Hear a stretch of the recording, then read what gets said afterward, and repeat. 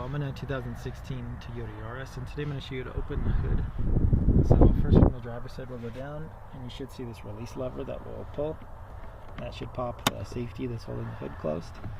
And if needed, double check behind this.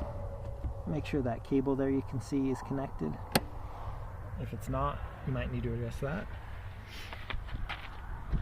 Move up to the front. And you should see the hood slightly loose now. And from here, there's a lever we're going to pinch and lift. So pinch and lift. So, and then here there's a little arm. You can push up. Pardon my videography, but that arm's not holding it up. This is what that lever looks like. So make sure nothing's bent or broken, make sure there's no debris stuck in here. If it's sticking a lot, you might try some WD-40 to loosen this up.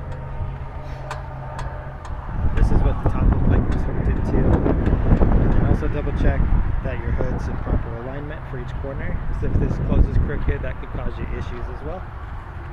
But I hope this was helpful. You have a wonderful day.